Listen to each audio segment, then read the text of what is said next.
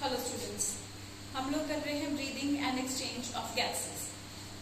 इसमें हमने transport of oxygen start किया था, जिसमें हमने देखा only 3% of oxygen is transported in the dissolve form, where as majority of the oxygen that is 97% of the oxygen gets transported in the form of oxy haemoglobin. फिर हमने इसके कुछ और एग्जाम्पल्स लेकर के 15 ग्राम हीमोग्लोबिन, 15 ग्राम पर 100 ml जिस human के अंदर हीमोग्लोबिन है उसकी एग्जाम्पल लेकर के पूरा डिस्कस किया कि कितना हमने देखा कि 100 ml of blood transports 5 millilitre of oxygen. वो सब discussed. Now the major part, हमें पता है कि 97% जो ऑक्सीजन है that is transported as oxy haemoglobin. तो और मैंने आपको बताया कि एक मॉलिक्यूल हीमोग्लोबिन के साथ 4 ऑक्सीजन के मॉलिक्यूल्स उसके साथ बाइंड कर सकते हैं, और जब वो मॉलिक्यूल चारों ऑक्सीजन के साथ मिल गया तब हम उसे कह सकते हैं कि वो क्या हो गया, सैचुरेटेड, यानी पूरी तरह बुक हो गया, यानी कि और उसके साथ जाके और ऑक्सीजन मिल नहीं सकती है। सैचुरेशन वर्ड का मतलब मैं आपको पहले एक्सप्लेन करना चाहती हूँ before coming to today's topic. Today's topic is actually oxygen haemoglobin dissociation curve.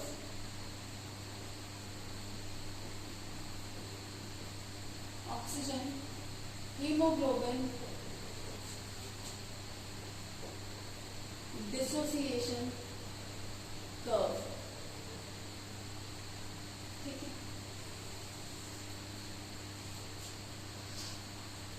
इसमें ये curve, this curve is actually a graph that is drawn, and this graph is drawn when on the x-axis is taken partial pressure of oxygen, यानी कि PO2, partial pressure of oxygen is taken, और इस side पे अगर लिया जाए percentage saturation of haemoglobin, percentage saturation of haemoglobin अगर इस साइड पे लिया जाए, ठीक है, और इस ग्राफ को 10, 20, 30, 40, 50,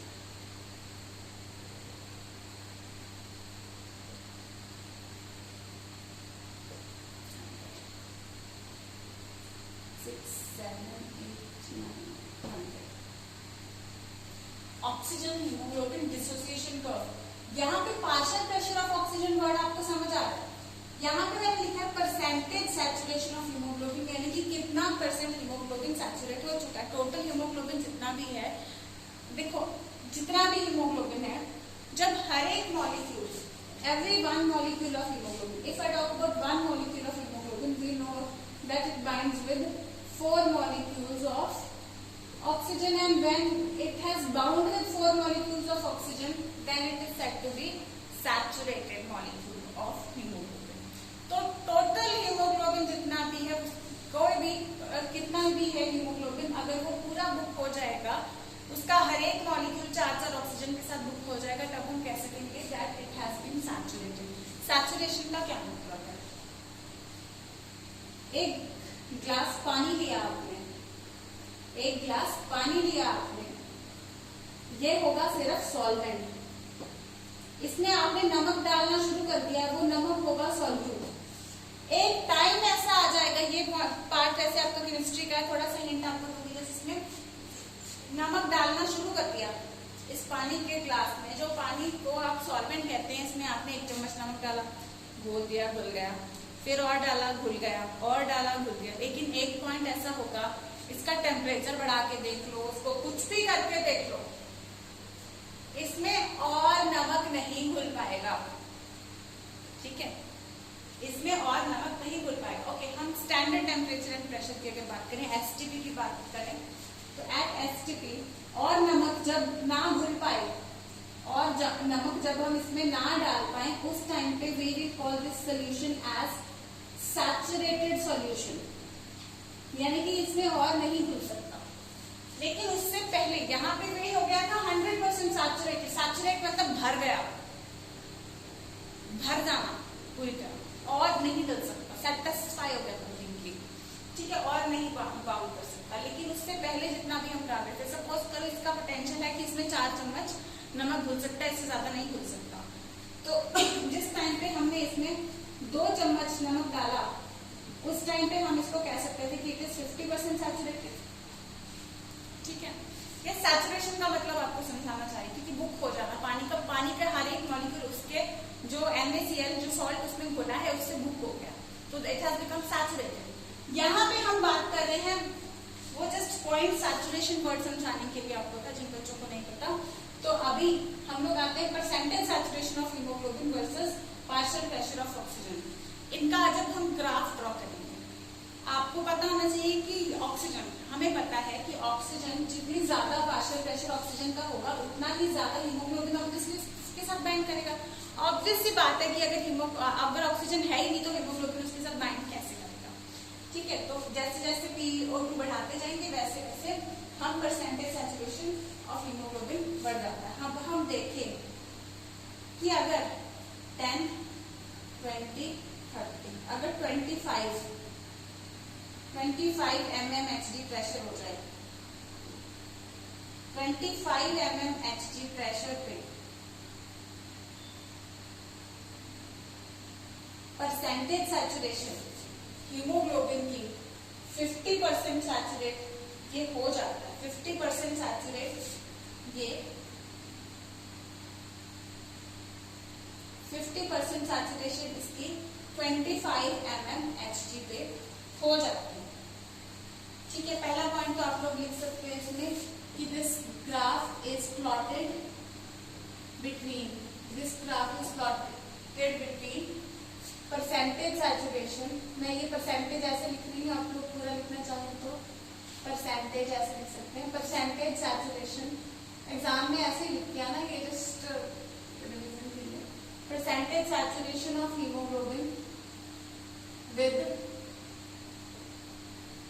partial pressure of oxygen with PO2।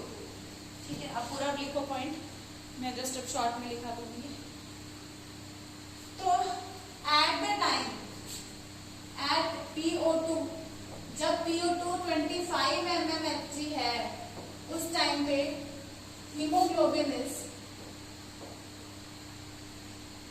50% saturated. Haemoglobin जो है वो 50% सैचुरेटेड हो चुका है। जब PO2 अभी 25 हुई है तब वो 50% सैचुरेट हो चुका है।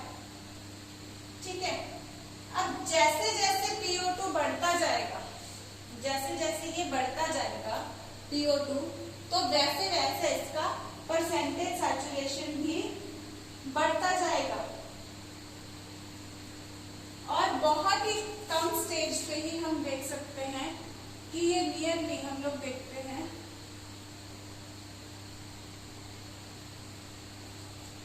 तो ग्राफ बहुत ही जल्दी इसका इस सैचुरेशन में आ जाता है। मैं इसको रीड्रॉ करूंगी थोड़ा ग्राफ को।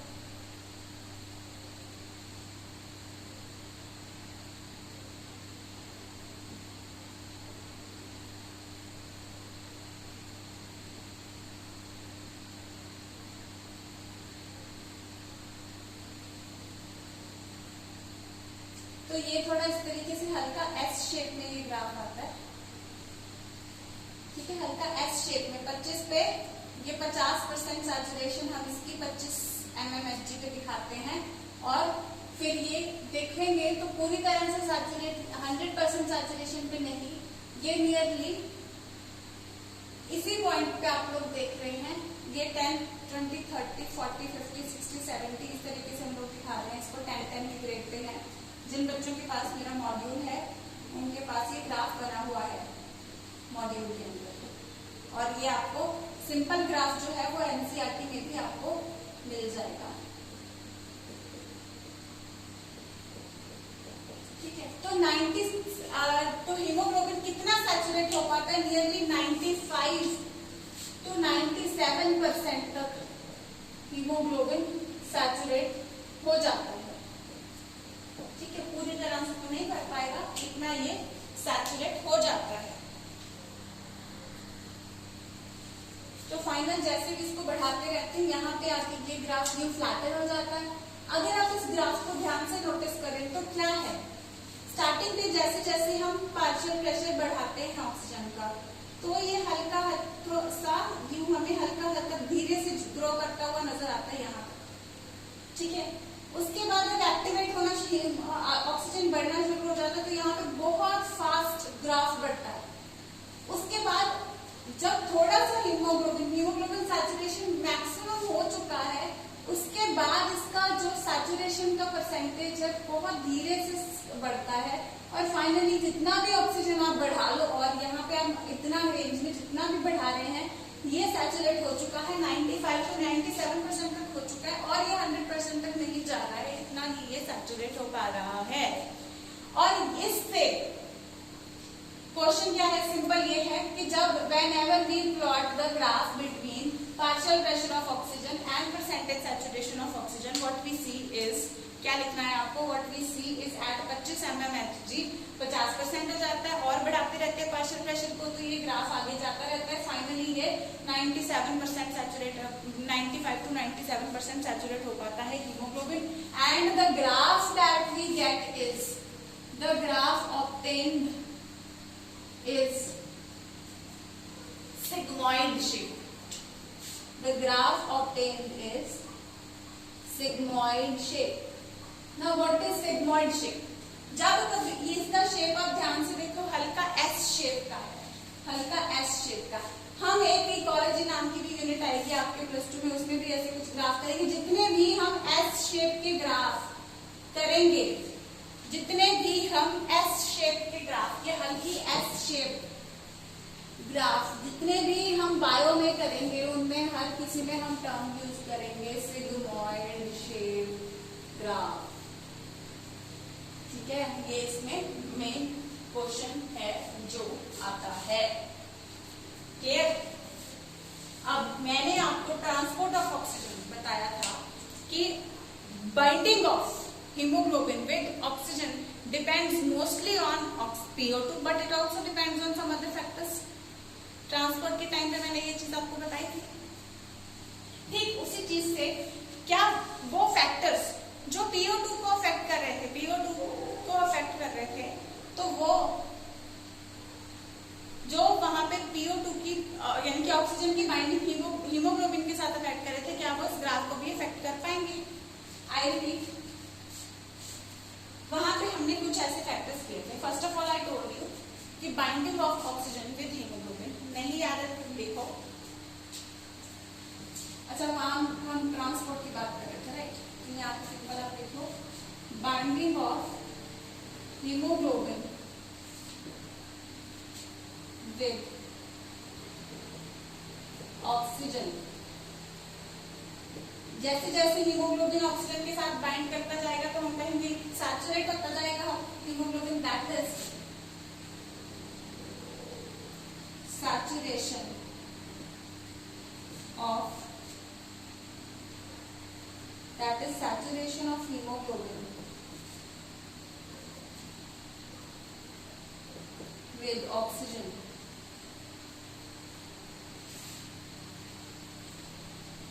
depends mainly on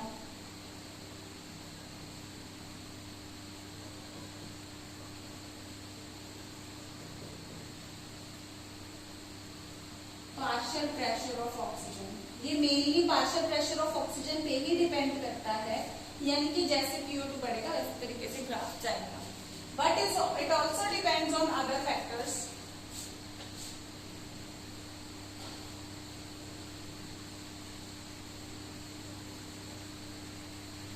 depends on other factors which may also move the graph from move the graph to either left side or right side, but it also depends on other factors that can shift the graph to either right or left. They are as follows. कौन कौन से?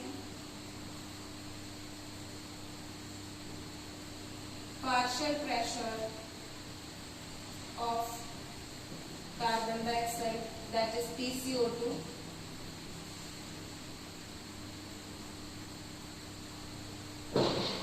temperature,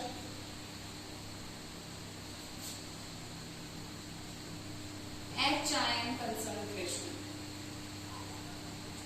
similar जो मैंने आपको पहले बताए थे, यानी कि pH। अब कैसे ये राइट पे शिफ्ट करेंगे और कैसे लेफ्ट पे शिफ्ट करेंगे ये मैं आपको बताती हूँ।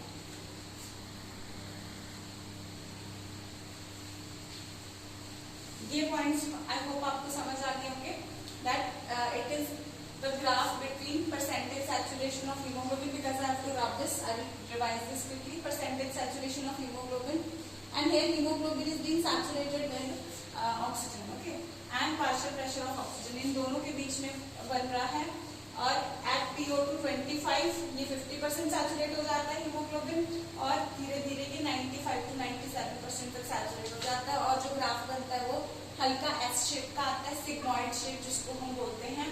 और बाइंडिंग ऑफ हीमोग्लोबिन मेनली ये डिपेंड करता है on partial pressure of oxygen, but इसके अलावा ये partial pressure of carbon dioxide, temperature और हाइड्रोजन आयन कंसंट्रेशन पे भी डिपेंड करता है। ठीक है, वहाँ पे मैंने सैचुरेशन एक्सप्लेन किया था आपको। अब ये फैक्टर्स इसको किस तरीके से लेफ्ट या राइट पे ले जा सकते हैं वो हम डिस्कस करेंगे। मैं अब ये रब कर देती हूँ ये वाला पार्ट।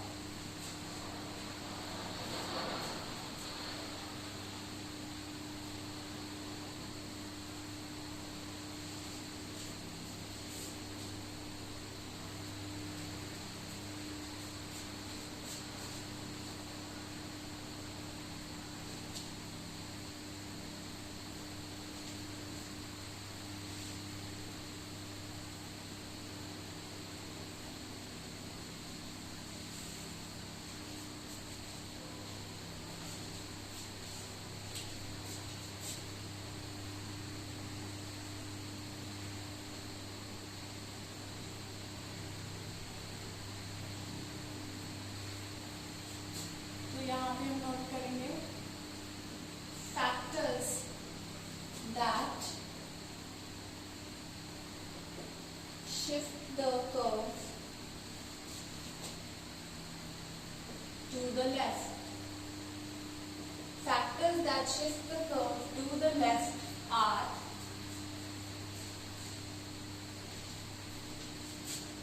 एल से याद रखना, एल है यहाँ पे सब कुछ लो लो, ठीक है, सारा लो फैक्टर्स आएंगे। लो का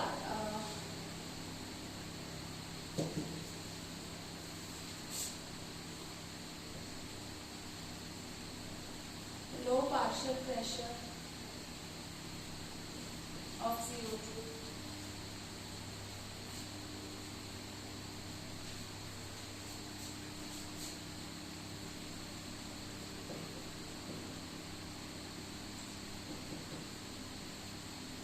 लो H आयन कंसंट्रेशन होगा।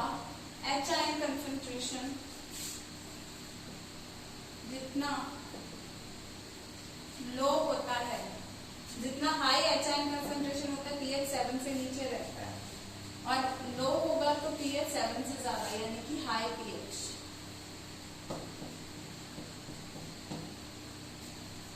तो हाई pH रहेगा and low temperature.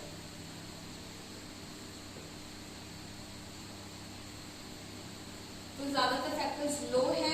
High pH क्यों है? आप अकेला ये फैक्टर लर्न कर लो, हाई पीएच नहीं भी लर्न करो तो इससे रिलेट कर लेना। लो एच आयन कंसंट्रेशन है तो पीएच ऑब्वियसली हाई ही रहेगा। ठीक है, ये क्यों होता है, किस तरीके से जाता है ये? अगर आप देखो कि partial pressure of carbon dioxide low है तो इसका क्या होगा, कंपटीशन कम हो जाएगा। कंपटीशन कम हो जाएगा तो कम ऑक्सीजन भी उससे अच्छे से बाइंड कर पाएगा, तो कम ऑक्सीजन भी उसे अच्छे से जल्दी से सैचुरेट कर देगी और कम PO2 पे भी ये जो है ग्राफ यहाँ पे, जहाँ पे देखो यहाँ पे इतने पे हो रहा था और यहाँ पे बहुत जल्दी सैचुरेट हो रहा है क्योंकि उसका कंपटीटर उसको नहीं मिल रहा। फैसिलिटेट कर रही हैं ये सारी कंडीशन इसको।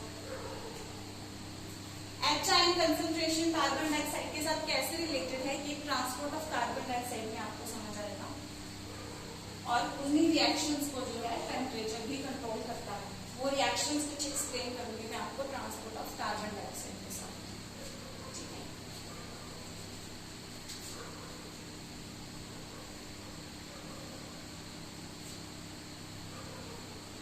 एक्चुअली होता क्या है, ये कार्बन डाइऑक्साइड वाटर के साथ रिएक्ट करती है, बाइकार्बोनेट आयंस और एच आयंस होते हैं। तो ये रिलेटेड होता है कि जब कार्बन डाइऑक्साइड कंसंट्रेशन बढ़ती है तब एच आयन कंसंट्रेशन बढ़ती है। कार्बन डाइऑक्साइड का एक तरीका होता है कि बाइकार्बोनेट बनाता है, बाइकार्बोनेट बना के ट्रैवल करता है, तो उस टाइम पे एच आयन कंसंट्रेशन भी हाई हो जाती है। तो इस तरीके से ये दोनों चीजें इंटर रिलेटेड होती है कि whenever carbon dioxide concentration is high, H ion concentration is also high, ठीक है। तो ये रिएक्शन के बारे में भी हम तब डिस्कस करेंगे, ट्रांसपोर्ट ऑफ कार्बन डाइऑक्साइड कि कहाँ होता है, कैसे होता है, किस एंजाइम से होता है, बहुत डिटेल है, वो तब हम स्टडी करेंगे। अब factors that shift the curve, high temperature जो होगा वो ऑक्सी हीमोग्लोबिन का जो बॉन्ड है आपस में उसको तोड़ने में मदद करता है, ठीक है। तो इसलिए ये भी लो टेम्परेचर अगर आएगा तो भी उसको हिंडर नहीं कर रहा, तोड़ नहीं रहा बॉन्ड को, तो स्ट्रॉन्ग कर रहा है, तो वो भी जल्दी सैचुरेट होगा, बॉन्ड स्ट्रॉन्ग कर रहा है ना। Then factors that shift the curve to the right, देखो mainly it depends on the CO2 only, but उसके अलावा कुछ हद तक इन फैक्टर्स पे भी डिपेंड करेगा। तो टू द लेफ्ट में मेन तो ये फैक्टर तो होना ही चाहिए, हाई CO2 तो होना ही होना चाहिए, ठीक है। हाई CO2 होगा तो ही ये फैक्टर्स बाद में काम करेंगे, और अच्छा खासा CO2 होने के बावजूद भी ये कर्व राइट में भी शिफ्ट हो सकता है, यानी कि अगर कंपटीशन बढ़ जाए तो इतना सैचुरेट करने के लिए इसको और मेहनत लगानी पड़ेगी, यानी कि curve can shift to the right side, यानी कि यहाँ पे आप देखोगे तो पहले ही सैचुरेट हो रहा था ये, लेकिन यहाँ पे इसको और पूरी तरह सैचुरेट कर भी नहीं पा रहा है फाइनली भी। लेकिन अगर 50% सैचुरेशन की बात करें, यहाँ पे ये 25 mmHg पे 50% सैचुरेटेड था, लेकिन यहाँ पे ये नियरली 40 mmHg पे हो रहा है, तो वो shift curve to the right कौन कौन सी चीजें हैं, इनसे ऑपोजिट आ जाएंगी।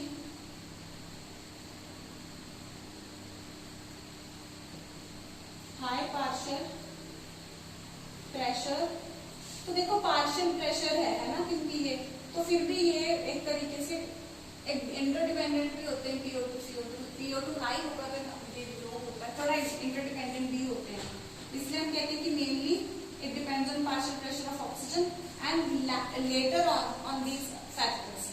High partial, so the factors that will shift the curve to the right are high partial pressure of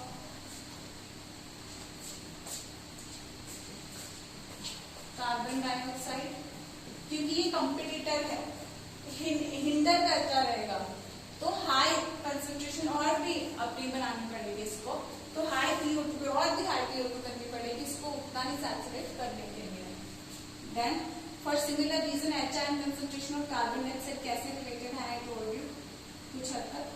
तो हाई हाइड्रोजन आयन कंसंट्रेशन, यहाँ पे मैं एच आयन कंसंट्रेशन लिख रही हूँ, आपको पॉइंट्स में प्रॉपर ऐसे आ सकता है। हाइड्रोजन आयन, आयन क्या है, हाइड्रोजन आयन कंसंट्रेशन, आयन्स बेटा हम बोलते हैं किसी भी एलिमेंट के ऊपर, जैसे यहाँ पे पॉजिटिव चार्ज है आयन, ठीक है, पॉजिटिव चार्ज हो, या ये क्लोराइड आयन है, ये सोडियम आयन है, जहाँ पे positive and negative charge, positive ions बनते हैं इनसे जब इलेक्ट्रॉन्स निकाल लिए जाते हैं, नेगेटिव आयंस बनते हैं जब इनको एक्स्ट्रा इलेक्ट्रॉन दे दिया जाता है। तो ये H ion concentration H positive लगा रहे हैं हम, ये एटॉमिक नंबर 1 होता है, एक ही इलेक्ट्रॉन होता है, उसी एक इलेक्ट्रॉन को जब निकाल लिया जाता है तो ये पॉजिटिव चार्ज हो जाता है। रीजन प्रोटॉन्स और इलेक्ट्रॉन्स इक्वल अमाउंट में होते हैं, प्रोटॉन्स पॉजिटिव चार्ज देते हैं, इलेक्ट्रॉन्स नेगेटिव चार्ज देते हैं, तो जब वो एक इलेक्ट्रॉन निकाल, तो नेट पॉजिटिव चार्ज, एक न्यूट्रल एटम में नेट चार्ज क्या होता है, न्यूट्रल होता है, ना पॉजिटिव ना नेगेटिव। जब इसमें से एक इलेक्ट्रॉन को निकाल लिया तो नेट इसमें पॉजिटिव चार्ज रह जाता है, तब हम इसको H ion, positive H ion, proton भी हम इसको बोल देते हैं। ठीक है, प्रोटॉन केमिस्ट्री में आप इसको प्रोटॉन बोलोगे, यहाँ पे हम इसको एच आयन कंसंट्रेशन नाम ही देते हैं। ठीक है, then H ion concentration high होती है तो पीएच यहाँ पे देखो नॉर्मल होगी तो 7, एच आयन कंसंट्रेशन ज्यादा होगी तो पीएच लो, एच आयन कंसंट्रेशन लो होगी तो पीएच हाई जाना शुरू कर देती है। 1 to 7 से नीचे पीएच रहेगी सो लो, इसको हम एसिडिक कंडीशन मानते हैं, और 7 के ऊपर होगी इसको हम बेसिक या एल्कलाइन, दोनों टर्म इसके लिए यूज कर सकते हैं। ठीक है, so high H ion concentration word आ सकता है, एसिडिक कंडीशंस आ सकता है यहाँ पे। ठीक है, एसिडिक कंडीशंस आ सकता है वर्ड, यहाँ पे एल्कलाइन कंडीशंस आ सकता है। ठीक है, ये वर्ड्स भी यूज हो सकते हैं। हाई एच आयन कंसंट्रेशन है तो जो पीएच है दैट इज लो, बताया मैंने आपको, एच आयन ज्यादा एसिडिक की तरफ होते हैं। Low temperature, high temperature, which is going to promote the breakage of bond and hinder the making of bond of both the things. ठीक है, so ये हो सकते हैं the factors that can shift the curve to left side and factors that can shift the curve to right side. L for left and L for low. pH वाला याद मत करना आप लोग, ठीक है, क्योंकि इसमें आप ऑपोजिट हो जाओगे। आपको ये कंसेप्ट ध्यान में रखना है बस आपका केमिस्ट्री वाला कि व्हेनेवर लो पीएच, लो एच आयन कंसंट्रेशन तो high pH, high H ion concentration तो लो पीएच, ये कंसेप्ट याद रखना। ये पीएच का कंसेप्ट आपको अपने आप से ध्यान में हो जाएगा, क्योंकि ये एल करके अगर याद कर रहे हो आप तो आपको आसान रहेगा कि आप इन्हीं पॉइंट्स को याद रखिए। ठीक है, कि एल, क्योंकि यहाँ पे आप लोग कंफ्यूज हो जाते हो अक्सर एमसीक्यूज में। एमसीक्यूज में आपको यही आता है which of the following factor does not shift the curve to the left side, तो वहां पे ज्यादातर बच्चे कहेंगे अच्छा एल वाला है हाई पीएच, चलो टिक लगा के आ जाओ। ठीक है, तो पीएच वाला डोंट लर्न इट, बाकी लर्न कर लो, सोच के आंसर लगा के आना। सो हाई पीएच या लो पीएच, वहां पे फिर दोनों ऑप्शन अगर पड़े हुए तो ये ध्यान लगाना कि लो पीएच है answer. In spite of starting from L, it is here because it is for high H ion concentration. ठीक है, तो ये है फैक्टर्स जो इसको इस ऑक्सीजन हीमोग्लोबिन डिसोसिएशन कर्व को लेफ्ट या राइट पे शिफ्ट कर सकते हैं। It is ultra ultra ultra important question, multiple times we have witnessed this question in your exams. Fine,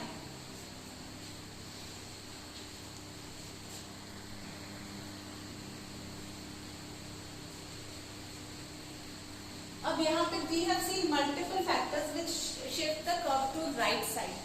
तो आपको लेकिन एक और क्वेश्चन इसमें आता है,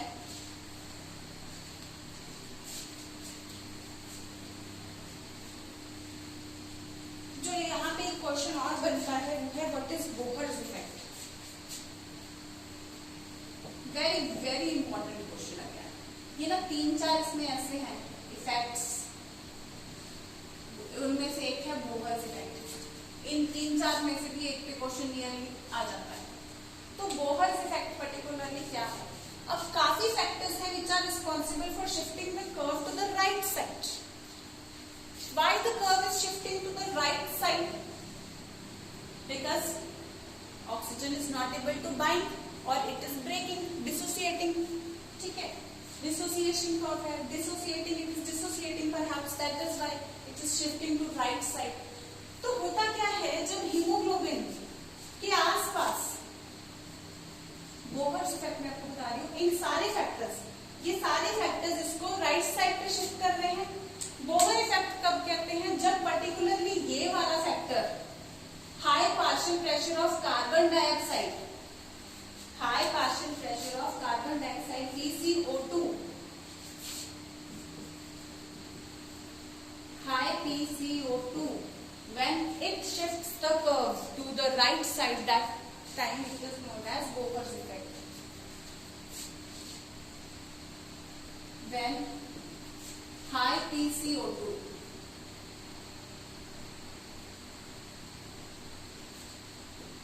shifts the oxygen hemoglobin, मैं शॉर्ट में लिख रही हूँ, आप लोग कंप्लीट लिखना, shifts the oxygen hemoglobin dissociation curve to the right side. It is called as Bohr's effect. Reason इसका क्या है? रीजन है इसका a competition, increased levels of carbon dioxide competes with increased levels of carbon dioxide compete with oxygen to bind with hemoglobin and thus lead to low bonding of oxygen. तो simply क्या है, क्योंकि oxygen के haemoglobin के molecule के साथ दोनों ने अटैच करना है, लेकिन अगर बराबर सा हो माहौल तो ये क्या करता है, ऑक्सीजन के साथ प्रेफर करता है बाइंड करना. लेकिन अगर कार्बन डाइऑक्साइड का जो है पार्शियल प्रेशर बढ़ जाए तो उस कंडीशन में ये ऑक्सीजन को छोड़ के कार्बन डाइऑक्साइड को पकड़ना शुरू कर देता है. और ये phenomenon was discovered by scientist named Bohr. That is why this particular effect is known as Bohr's effect. There are 4 factors, and in that we can see 3. There are these factors which can, but there are multiple factors which have the capability of shifting the oxygen hemoglobin dissociation curve to the right side. But when it is shifted due to high PCO2 concentration, that time we call it Bohr's effect. ठीक है? Multiple, मैं हिंदी में repeat कर लूं, multiple characters हैं जो इसको right side पे शिफ्ट कर सकते हैं, मल्टीपल फीचर्स ऐसे हैं, मल्टीपल फैक्टर्स ऐसे हैं जो इसको राइट साइड पे शिफ्ट कर सकते हैं. But when it is shifted due to high PCO2, high partial pressure of carbon dioxide, high PCO2, that time we call it Bohr's effect. Not due to HI, not due to this, but what Bohr observed was, जब ये बढ़ गया, Bohr का observation ये था कि carbon dioxide का partial pressure बढ़ गया और इनका डिसोसिएशन कर्व जो है वो इस टाइम पे राइट पे शिफ्ट हो जाता है. Then he called it, I have observed, see this happens, so he called it. उन्होंने ये फैक्ट दिया तो उनके नाम पे ये फैक्ट पड़ गया बोहर्स इफेक्ट. इसको हम आज की डेट में जानते हैं. सो आज का हमारा topic oxygen haemoglobin dissociation curve होता क्या है, percentage saturation of haemoglobin with oxygen on Y axis, X axis पे partial pressure of oxygen. Graph लिया जाता है, जैसे जैसे PO2 बढ़ता है ग्राफ बनाते हैं हम लोग. हीमोग्लोबिन सैचुरेट होता जाता है ऑक्सीजन से 25 mmHg तक. जब इसका PO2 पहुंचता है तो ये 50% तक सैचुरेट यानी कि भर जाता है, बढ़ता रहता है. तो फाइनली हम लोग देखते हैं कि ये नियरली 95 to 97% ही बुक हो पाता है, 100% नहीं हो पाता है. और जो ग्राफ आता है वो हल्का एस शेप का आता है, सिग्मॉइड शेप का आता है, क्योंकि इससे ज्यादा ये और सैचुरेट नहीं हो सकता. पहले ये हल्का स्लो, फिर फास्ट, फिर से स्लो, और फिर एक कॉन्स्टेंसी पे जब ग्राफ पहुंचता है तब हम इसको क्या बोलते हैं, सिग्मॉइड कर्व हमारे पास ऑब्टेन होता है ऐसे कंडीशन में. But this graph can be shifted to left और right due to certain factors, and those factors are these. Can be shifted to left, L for low partial pressure of carbon dioxide, or we can say low PCO2, low HI concentration, low temperature. Low HI concentration obviously means high pH. Shift factors that shift the curve to right, high partial pressure of carbon dioxide, that is high PCO2. Simple एक का भी लिख सकते हैं. High HI concentration and high temperature. High HI concentration will obviously mean low pH. ठीक है, तो यहाँ पे और करके भी इस पॉइंट को लिख सकते हैं आप लोग. MCQs में ये चारों पॉइंट आने वाले कंफ्यूज करने के लिए फॉर गारंटीड, और मुझे यकीन है कि मेरे स्टूडेंट्स कंफ्यूज नहीं होने वाले हैं और इस आंसर को पक्का करेक्ट करके आने वाले हैं. ठीक है, अब इतने सारे फैक्टर्स हैं जो इसको राइट पे शिफ्ट करते हैं. बट बोहर ने क्या देखा था, बोहर ने कहा था जब carbon dioxide high concentration partial pressure of carbon dioxide जब बढ़ जाता है, PCO2 जब हाई हो जाता है, उस टाइम पे when this curve shifts to the right side, that time he observed this effect, so that effect is known as Bohr's effect. वजह से, किसी भी फैक्टर के बढ़ने की वजह से, ये फैक्टर्स बढ़ने की वजह से ये राइट पे शिफ्ट हो सकता है, लेकिन जब partial pressure of carbon dioxide बढ़ने की वजह से ये राइट पे जाएगा, दैट टाइम हम इसको बोहर इफेक्ट बोलेंगे। मल्टीपल क्वेश्चन आ सकता है, बोहर इफेक्ट इसको कब बोलेंगे? जब ये एचआईएन कंसंट्रेशन बढ़ाने की वजह से जाए, जब ये टेम्परेचर बढ़ाने की वजह से जाए, जब ये पीएच लो करने की वजह से जाए, जब ये partial pressure of carbon dioxide high करने पे जाए। तो आंसर क्या होगा? जब ये partial pressure of carbon dioxide high करने की वजह से राइट पे शिफ्ट हो, that time only we will call this Bohr's effect. Remember this, do not get confused at all. So I hope you understood everything. This is a very very important topic, oxygen haemoglobin dissociation curve. जितना मैंने कराया है इसको अच्छे से याद करो, पढ़ो, and all the very best to my future doctors. All